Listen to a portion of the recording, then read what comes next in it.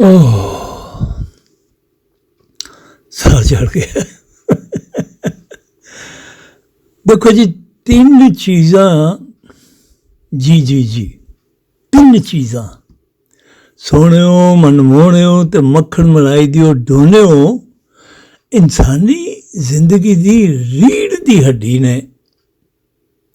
जे इन्हां तीन चीज़ां नूं साडी जिंदगियां चों कढ दिता जाए तो पिछे फिर जानवर ही बचदा है। पहली चीज़ है शऊर। ये भला की है? यानी सवाल करन दी ताकत। मसलन जदों गालिब पूछदा है सब्ज़ा गुल कहाँ से आए हैं, अब्र क्या चीज़ है, हवा क्या है, तो फिर जनाब सियाणे कहणगे कि जी गालिब बड़ा बाशऊर इंसान सी। मेरा ख्याल है कि गल समझ आ गई होनी है। तो फिर एवें लमकान पान का की फायदा। अगे चलिए।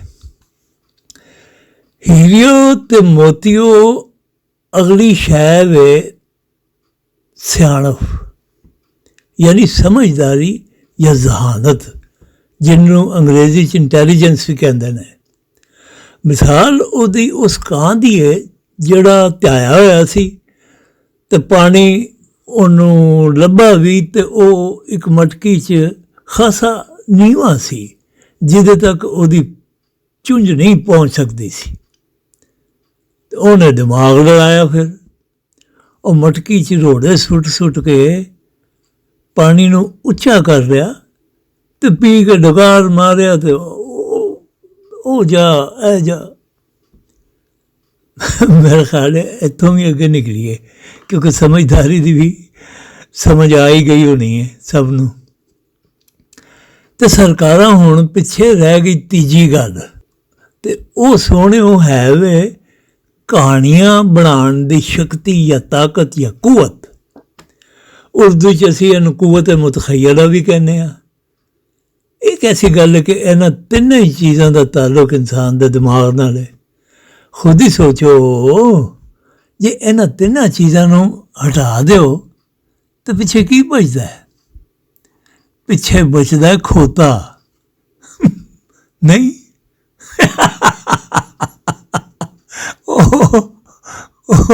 ओहो कोई खोता सुन तो नहीं रहा, मतलब बुरा मनाया जाए। वेखो ना जी, ये ऐसा काम है जिहड़ा खोते नूं भी आंदा है। इतबार नहीं आ रहा तो कभी उहदे नाल छेड़छाड़ करके वेख लो, जदों दलती पे तो आप ही फिर इतबार करना पै जाएगा। तो इहदे विचों हुण असीं भला कढना की है? वो जनाब है वे कि जदों ये इंसानी ज़हन दियां तीन खूबियां मेरी समझ च आईयां तो मैं बांदर बिल्ले ते बुलबुल नूं लपेट देने का फैसला कर लिया। गल है बेलियो कि मैं इस ड्रामे के थ्रू कुछ समझाने की कोशिश कर रहा सा। ख्याल आया कि ये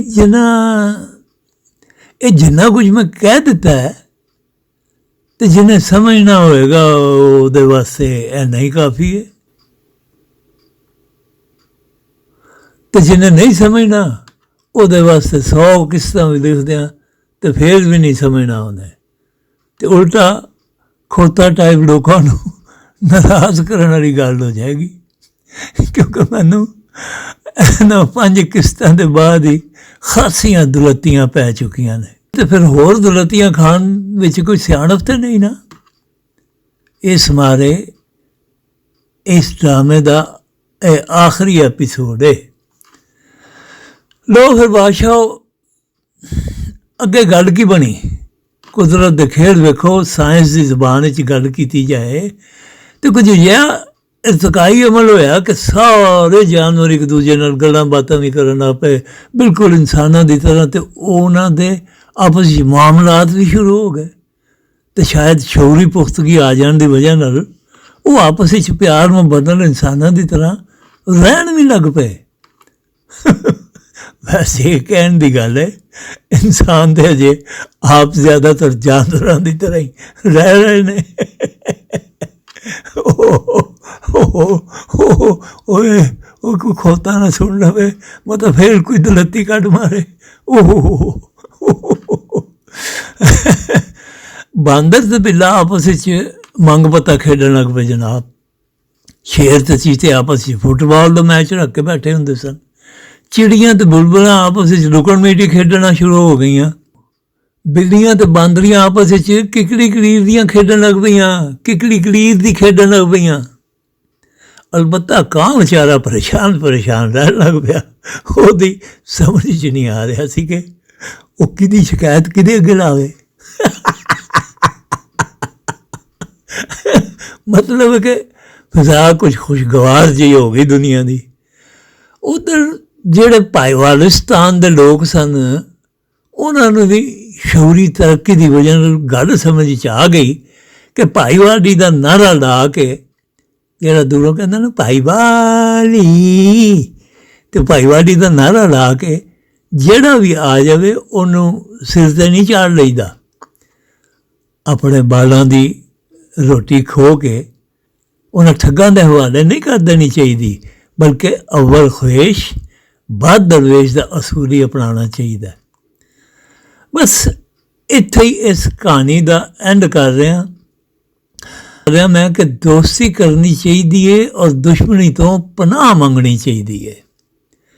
ਬਿੱਲਾ ਤੇ ਬਾਂਦਰ ਮੰਗ ਪੱਤਾ ਖੇਡਦਿਆਂ ਹੋਇਆਂ ਗੱਲ ਕਰ ਰਹੇ ਸਨ ਆਪਸ ਵਿੱਚ ਕਿ ਬਾਬਰ ਸ਼ਹਿਨਸ਼ਾਹ ਨੂੰ ਸ਼ਾਇਦ ਪਹਿਲਾਂ ਹੀ ਪਤਾ ਸੀ ਕਿ ਜ਼ਿੰਦਗੀ ਐਵੋਲਿਊਸ਼ਨ ਦੀ ਵਜ੍ਹਾ ਨਾਲ ਮਿਲੀ ਹੈ ਸਭ ਨੂੰ।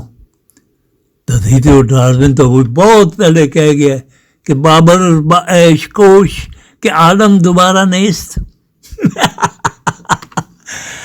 ਹਾਂ ਸਿਆਣਾ ਬਾਦਸ਼ਾਹ ਸੀ ਮੋਤੀਆਂ ਵਾਲਿਓ। ਹੱਸਦੇ ਵਸਦੇ ਰਹੋ, ਪਤਾਸਿਆਂ ਵਰਗਿਓ ਮਿੱਠਿਓ, ਅਤੇ ਸੋਹਣਿਓ ਮਨਮੋਹਣਿਓ, ਅਤੇ ਮੱਖਣ ਮਲਾਈ ਦਿਓ ਡੋਨਿਓ।